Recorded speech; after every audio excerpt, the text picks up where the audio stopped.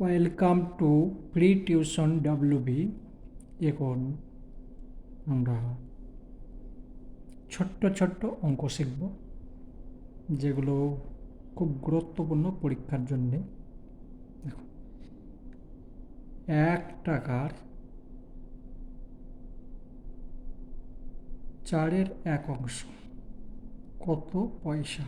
এখানে আছে টাকা, 4 ভাগের 1 ভাগ কত পয়সা? টাকা থেকে পয়সায় নিয়ে আসতে হবে। ও 1 টাকা সমান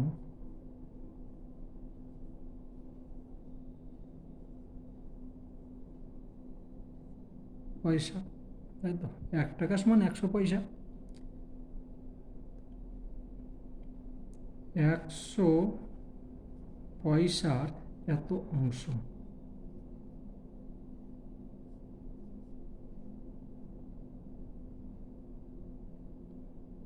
তাহলে এটার সঙ্গে এটা কাটো, 4, 25, 100, তাহলে সমান হয়ে গেল 25 পয়সা। এটা উত্তর, ঠিক আছে? তাহলে এখানে লিখতে হবে অতএব 25 পয়সা। বেশ, 2 নম্বর অঙ্ক দেখো, 4 টাকার 8 ভাগের 5 অংশ কত টাকা কত পয়সা? ঠিক আছে, ও 4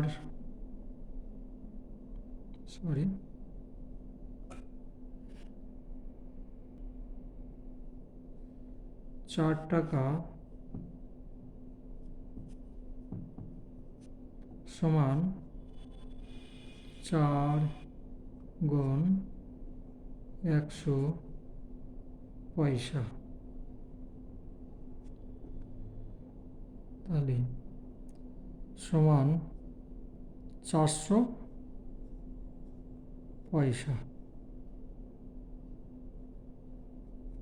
ঠিক আছে, এবার 400 পয়সার এত অংশ, 400 গুণ 5 উপরে 8, এটা হলো অংশ। এটার সঙ্গে এটা কাটো, 5 8 40, 5 8 40 আর 0 মানে 50 হয়ে গেল। এটার সঙ্গে এটা গুণ করো, সমান, ঠিক আছে, এটার সঙ্গে এটা গুণ করলে হচ্ছে 250। কি এটা? পয়সা হলো, পয়সা। সমান বা অতএব লিখতে পারো, অতএব এটা এবার টাকা করতে গেলে 2 টাকা 50 পয়সা। ঠিক আছে, অঙ্ক কমপ্লিট। চলো পরের অঙ্ক দেখি। এখানে প্রশ্ন দেখো, 5 লিটার 2 ডেসিলিটারের 5 লিটার এবং 2 ডেসিলিটারের হাফ অংশ সমান কত লিটার কত ডেসিলিটার? প্রথমে লিটার করতে হবে, ডেসিলিটার করে নিতে হবে, তারপরে সেটাকে হাফ করে আবার লিটারে পরিণত করতে হবে। ঠিক আছে, তো চলো, 5 লিটার, লিটার থেকে ডেসি করতে কয় ঘর যাচ্ছে?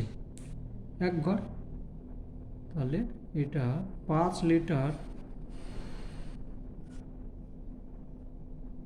লিটার সমান 5 গুণ 10 ডেসিলিটার। ঠিক আছে, আর এখানে আছে 2 ডেসিলিটার, এটা সমান সমান হয়ে গেল, সমান হলো 50 ডেসিলিটার। ঠিক আছে, 50 আর এখানে 2 ডেসিলিটার আছে, তাহলে 52 ডেসিলিটার। 52 তুমি এখানে লিখে দাও, সমান 52 ডেসিলিটার।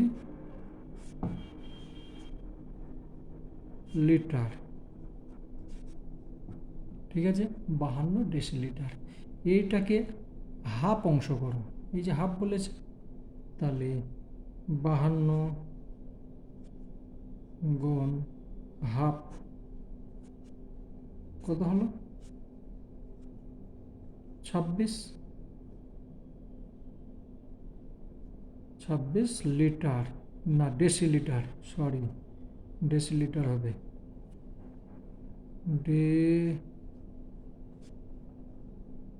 ডেসিলিটার। 52 decilitre, 26 decilitre. ঠিক আছে, এবার এইটাকেই আবার করতে হবে কি, লিটারে পরিণত করতে হবে, যেহেতু লিটার আছে আর ডেসিলিটার আছে, তাহলে এটাকে আমি লিখতে পারি কি 2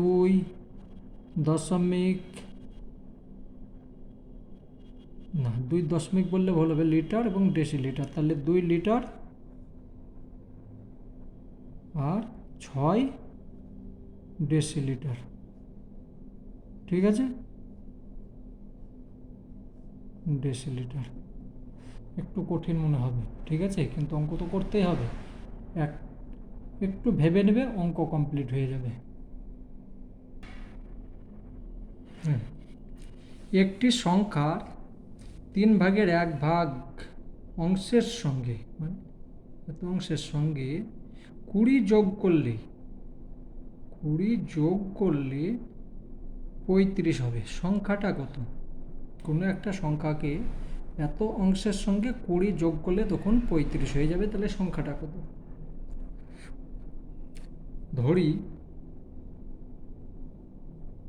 একদম ভালো করে বুঝিয়ে করিয়ে দেবো, ঠিক আছে, ধরি সংখ্যাটা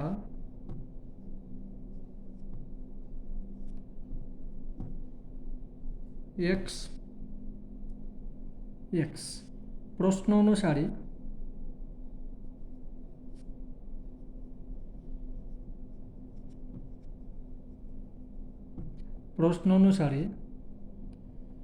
কোনো সংখ্যার এত অংশের সঙ্গে, তার মানে এইটা হলো সংখ্যা, সেই সংখ্যার 1/3 অংশের সঙ্গে 20 যোগ করে দিলাম, সমান হয়ে যাবে কত? 35। তাই তো, এই সংখ্যার সঙ্গে 20 যোগ করলে তাহলে 35 আসছে, বা x/3 সমান, এখান থেকে এইদিকে পক্ষান্তর হয়ে গেল। ঠিক আছে, সমীকরণ তো জানতে হবে, নাহলে তো হবে না। তাহলে 35 এইদিকে প্লাস আছে, এদিকে মাইনাস হয়ে গেল, এখানে 35 - 20। ঠিক আছে, বেশ, বা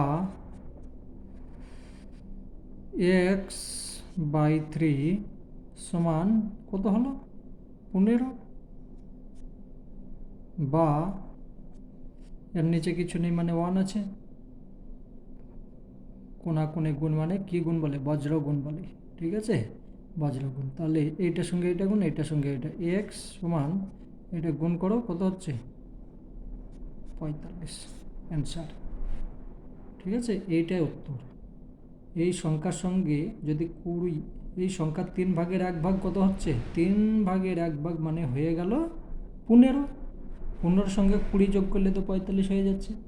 খুব সুন্দর অঙ্ক, আশা করি বুঝে গিয়েছো। যদি ভালো লেগে থাকে তাহলে সাবস্ক্রাইব করে নেবে, যখন আমি নতুনভাবে আবার অঙ্ক করব সঙ্গে সঙ্গে নোটিফিকেশান পেয়ে যাবে। আর যদি ভালো না লাগে করবে না, ঠিক আছে, যদি আমি বোঝাতে না পারি সাবস্ক্রাইব করবে না। এখানে এই একটা সংখ্যা আছে, এটা একটা সংখ্যা আছে, আর এই সম্পূর্ণ নিয়ে হচ্ছে একটাই সংখ্যা। এই সংখ্যার মধ্যে কোন সংখ্যাটা বড় কি করে পাবো? জানতে হবে, বেসিক একদম ছোটবেলার অঙ্ক শেখাচ্ছি, ঠিক আছে? বড় তো সবাই জানে।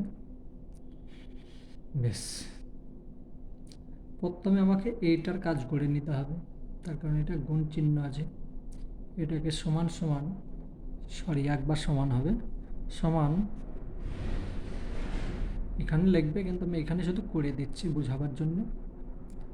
এটার সঙ্গে এটা গুণ হবে, তাহলে হয়ে গেল 4, 4-এর সঙ্গে 2 গুণ করলাম 8, 3 5 15। এখন এই সংখ্যাটার মূল্য নেই, এই সংখ্যাটার মূল্য, ঠিক আছে? এরকম করবে না, দাগ দেবে না, আমি শুধু বোঝাবার জন্য করলাম। একটা সংখ্যা, দুটো সংখ্যা, তিনটে সংখ্যা। অনেক নিয়ম আছে, এগুলো করার জন্যে আমি দুটো নিয়ম শিখিয়ে দেব। প্রথম নিয়ম হচ্ছে, ভগ্নাংশের দুটো অংশ, একটা লব একটা হর, এটা লব এটা হর, তো আমি প্রত্যেকটা লবটাকে একই করে নেব, লব হরটাকে একই করে নেব। 3, 5, 15, লসাগু কত? 15। তো প্রথম সংখ্যা 2, 3 সমান, দাগ দিলে 3 লিখলে, গুণ চিহ্ন দিলে 5 লিখলে, আর 2 লিখলে, 5 লিখলে। কেন 5 লিখলাম? লসাগু হয়েছে 15, তো আমাকে নিচের হরটাকে, লব হচ্ছে ওপরে, নিচে হচ্ছে হর,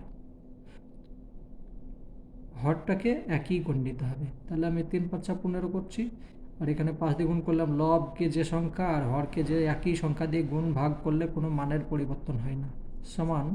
তাহলে এখানে 10 হয়ে গেল, আর এখানে 15 হয়ে গেল, ঠিক আছে? বেশ, পরের সংখ্যা 4, 5 সমান, দাগ দাও, 5 লেখো, গুণ চিহ্ন দাও, 4 লেখো, এটা গুণ চিহ্ন দাও। কি সংখ্যা লিখবো? 15 হবে, তাহলে এখানে 3 লেখো, এটাও 3 লিখে দাও, সমান, গুণ করো, গুণ করলে হয়ে যাচ্ছে 15, এখানে 3 4 12 হলো। দেখো, লব লব আলাদা হচ্ছে, কিন্তু হর একই থাকছে। পরেরটা, পরে কত আছে? 8 15, তো 8 15 তো এখানে আছেই, এখানে আবার কি করব? এখানে তো একই আছে, লব তো হয়েই আছে, এই লব না হর একই তো হয়ে আছে। এবার এদের মধ্যে দেখো, সবচেয়ে বড় লব কার বড়, সেই সংখ্যাটা হবে বড়। এখানে লব এইটা বড়, তার মানে এই সংখ্যাটা বড়, তারপরে এইটা, তার মানে এটা হলো, তারপরে এটা হলো, তারপরে এটা হলো, তাই তো? কিন্তু এইভাবে লিখলে তো হবে না, এভাবে লিখলে রসগোল্লা পাবে, লিখবে না, তার কারণ আমাকে এই সংখ্যাটা লিখতে হবে, এইটা লিখতে হবে, এইটা লিখতে হবে, আর এইটা লিখতে হবে, ঠিক আছে? এটা তখন তোমাকে লিখতে হবে কি, কোনটা সবচেয়ে বড় হলো, মিডিলটা সবচেয়ে, না না না, মিডিলটা না, নিচেরটা, এটা সবচেয়ে 4, এইটা বড়, সবচেয়ে বড় হচ্ছে এইটা, তাহলে আমি লিখব কি, 4, 5 সবচেয়ে বড়, তারপরে কোনটা হচ্ছে? প্রথমটা, 10-এর মানে 2, 3, তারপর এটা 2/3 গুণ 4/5, অ্যান্সার এটা হলো, ঠিক আছে? তুমি যদি এইটাই লিখে দিয়ে চলে এসো, রসগোল্লা পাবে, লিখবে না। আশা করি বুঝে গিয়েছো। বেশ বেশ, এই যে এতখানি করার চেয়ে আর একটা সহজ নিয়ম আছে, কোনটা বড় 1 সেকেন্ডে পেয়ে যাবে, এটা তো বেসিক। এবার সুন্দর নিয়ম একটা দেখিয়ে দিই।